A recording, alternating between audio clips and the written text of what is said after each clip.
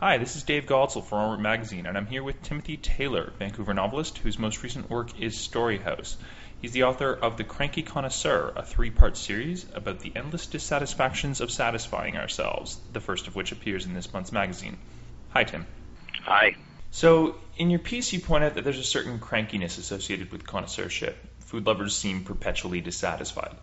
You went to London to investigate for the piece, and you discovered a couple of interesting things. You observed a trend evolving in the food culture there. More and more great restaurants are serving, as you put it, the nasty bits, pig's feet and offal, etc.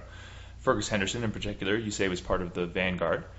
What's this trend all about, and what can it tell us about connoisseurship?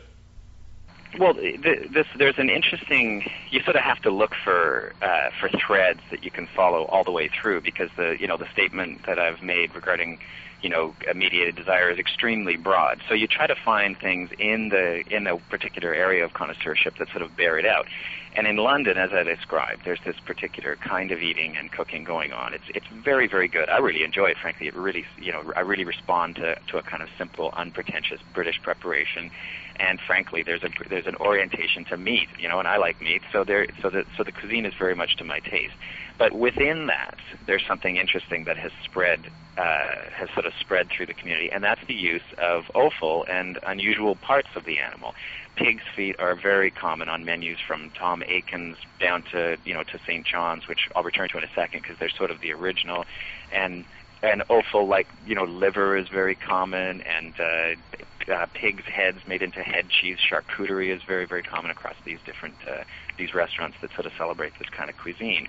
Now, to say that Fergus Henderson did it first, of course, would be incorrect, because it does come from a tradition within British cooking.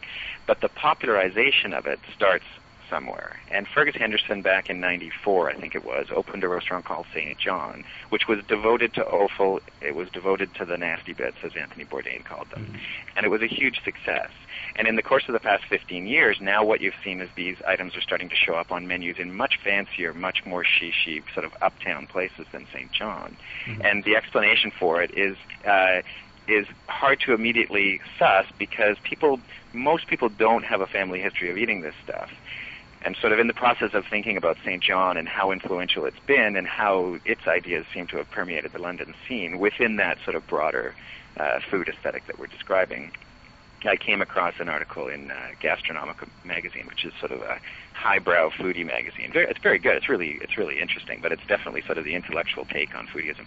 And Gastronomica, in one of their articles, wrote, it was an article called "The Modern Offal Eaters," written by Jeremy Strong, and he writes in there about how offal has now moved entirely from the working classes to a class of cognoscenti, as he calls them, whose eating habits are largely determined by what they see and read.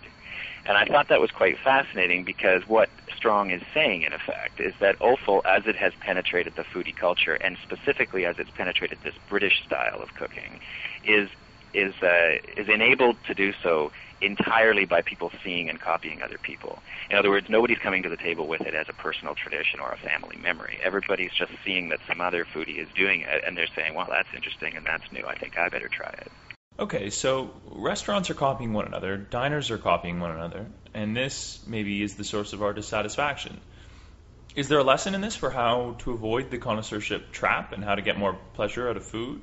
You really enjoyed St. John. Is there an insight you can share from that pleasurable experience? I suppose there is. I mean, I'll mention Jay Rayner, because he inadvertently offers an example of a very similar kind of thing. I mean, he spends his entire book looking for this perfect meal. He seems not to have found it.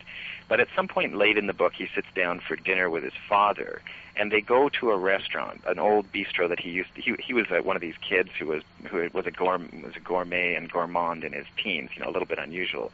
And he goes to this restaurant where he used to eat with his father back in the old days. And he's sitting there eating these dishes that he himself acknowledges. Now, here's a guy who eats at Michelin-starred restaurants all over the world. He's the Observer's food critic, and obviously an extremely refined palate. And he's eating snails with garlic butter, just the oldest old school French dish imaginable. And he's having a wonderful time. He's having a much better time than he had in any of the Michelin stars restaurants that he went to in Paris, and any of the fancy places that he went to in Knightsbridge or in Mayfair. And he looks across the table and just acknowledges for the reader that he's sitting opposite his old man.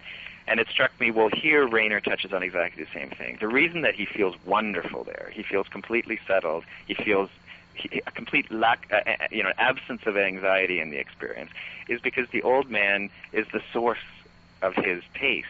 He originally copied the old man when he was a youngster, and there he is sitting opposite the same man, and the man is validating his choices and saying, here we are doing the things that we've always done.